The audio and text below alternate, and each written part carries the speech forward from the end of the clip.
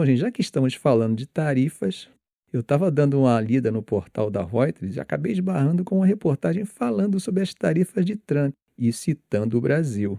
E logo de início, para construir a argumentação da reportagem, que é longa por sinal, eles falam sobre o Brasil e a taxação de 50% por parte de Trump, que eles associam a irritação do pessoal do Trump com o processo judicial contra seu aliado político, o ex-presidente Jair Bolsonaro. Eles afirmam que a ameaça de tarifa, nesse contexto, pode acabar tendo o efeito contrário ao que Trump espera. Isso porque pode fortalecer os argumentos daqueles que estão processando o governo americano nos tribunais por abuso da Lei de Poderes Econômicos de Emergência Internacional, a chamada IEEPA de 1977. Vocês sabiam disso? Pois é, de acordo com Jeffrey Schwab, advogado sênior do Liberty Justice Center, que representa 5 empresas americanas num processo contra essas tarifas, isso mostra que o presidente realmente acha que tem poder irrestrito para taxar quem quiser. E, nas palavras dele, isso é um grande problema para o Estado de Direito. A expectativa do grupo é que essa ameaça contra o Brasil seja usada como argumento nas audiências orais do caso que está atualmente no Tribunal de Apelação do Circuito Federal em Washington. Só para vocês se situarem, o Tribunal de Comércio Internacional em Nova York já havia decidido em maio que Trump excedeu sua autoridade legal ao aplicar tarifas com base na IEPA. Mas enquanto o processo continua, inclusive podendo chegar até a Suprema Corte, essas tarifas continuam em vigor. Em outras palavras, gente, Trump ainda tem um certo espaço de manobra, né? Ao menos por enquanto. E agora, com o Brasil entrando na mira, os riscos aumentam. Os Estados Unidos são o segundo maior parceiro comercial do Brasil, atrás apenas da China. E o governo Lula está tentando negociar uma redução ou até suspensão dessas tarifas, mas admite que isso pode não acontecer antes do prazo final de 1º de agosto. Ainda mais porque, segundo fontes do Itamaraty, Trump estaria priorizando acordos com parceiros comerciais maiores, como Japão, União Europeia e Reino Unido. Ele está usando o IEPA para justificar essas tarifas, alegando que elas seriam uma resposta a uma emergência nacional, no caso, o grande déficit comercial dos Estados Unidos. Mas o Brasil, gente, desde 2008 tem tido déficits comerciais com os Estados Unidos, ou seja, eles não são superavitários. E como bem observou a professora Janet Hillman, da Universidade de Georgetown, essas tarifas não têm relação com uma emergência nacional nos Estados Unidos e não tem nada a ver com déficit comercial. Já Daniel Este, professor da Escola de Direito de Yale, foi ainda mais direto. Disse que isso está tão claramente fora dos limites da lei que chega a ser chocante. E há uma expectativa forte de que o caso chegue à Suprema Corte.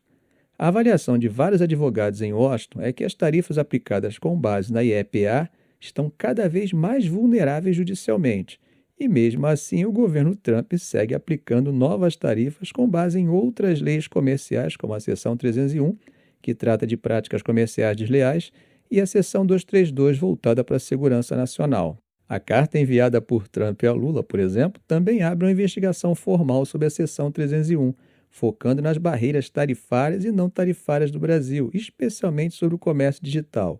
O advogado-geral da União, Jorge Messias, disse publicamente que acredita que essa investigação foi lançada porque a argumentação baseada na IEPA é frágil demais para se sustentar sozinha. Nas palavras de Daniel Canista, advogado do escritório Crowell Moring, existe um consenso emergente de que as tarifas baseadas no IEPA podem sim cair nos tribunais, mas o processo pode ser lento e Trump parece estar explorando esse tempo ao máximo, usando as tarifas como instrumento de pressão máxima nas negociações comerciais. E vejam como essa estratégia está funcionando, hein? Países como Japão, Coreia do Sul, México e Canadá estão correndo para fechar acordos antes de novos aumentos entrarem em vigor no dia 1º de agosto. Para muitos desses parceiros, escapar da tarifa automotiva de 27,5%, uma das mais pesadas, é uma prioridade absoluta. Agora, em relação ao Brasil, o governo de Trump acabou emperrando ainda mais as possibilidades de negociação. Eles acabaram de impor, gente, sanções ao ministro relator do processo que julga Bolsonaro. Ou seja, uma sanção não a um juiz ou ao Poder Judiciário, mas ao Estado brasileiro. Aí você pode perguntar o que eu acho disso, né? Bom, eu particularmente acho que, considerando as acusações de alegados descumprimentos dos direitos humanos, eu penso que o Estado brasileiro deveria entrar com ações em tribunais internacionais para que o direito internacional público fosse esclarecido. Aí você pode dizer, mas Trump não vai acatar nenhuma decisão que não o agrade. Verdade, também acho isso. Mas isso acabaria servindo para revelar um pouco mais para a opinião pública de bom senso quem está com a razão. E aí, o que você acha de tudo isso? Dê a sua opinião e, claro, respeite a opinião do colega que pensa diferente, tá? Quem sabe o seu argumento educadamente colocado não seja mais eficiente em convencê-lo.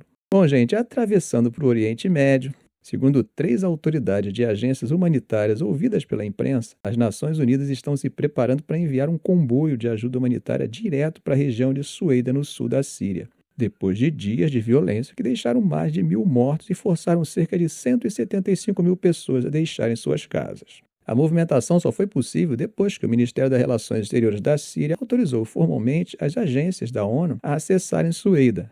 Até então, a única assistência humanitária tinha chegado por meio do Crescente Vermelho Árabe Sírio, que havia feito 3 entregas emergenciais. De acordo com Marianne Ward, que é chefe do Programa Mundial de Alimentos da ONU na Síria, esse novo comboio vai incluir alimentos e outros suprimentos essenciais. Como vocês lembram, os confrontos começaram no dia 13 de julho, quando os grupos armados de minoria drusa, que vive concentrada nessa região, entraram em conflito com combatentes beduínos, que são tradicionalmente tribais e nômades. O governo sírio chegou a enviar tropas para conter os combates, mas a violência só aumentou. De acordo com a Rede Síria de Direitos Humanos, mais de 1.000 pessoas morreram até agora. Uma trégua frágil foi mediada pelos Estados Unidos e ajudou a reduzir os confrontos cerca de uma semana depois, mas a situação continua extremamente instável. Moradores de Sueida contaram que falta de tudo por lá: eletricidade, água, comida e remédios. Mais de 52 mil pessoas já buscaram refúgio na província vizinha de Dará, que também enfrenta seus próprios desafios humanitários. O Programa Mundial de Alimentos já enviou cerca de 250 toneladas de farinha de trigo para as padarias de Sueida, além de refeições prontas para 50 mil pessoas e ajuda alimentar para outras 10 mil em Dará. Mas até agora, a falta de segurança impediu que fosse criada uma rota regular de assistência humanitária para a região. Ficamos por aqui. Se esse vídeo foi útil a você, faça um comentário, compartilhe em suas redes sociais, dê um like. E é claro, se ainda não for inscrito, inscreva-se no canal e ative o sininho para não perder os próximos vídeos.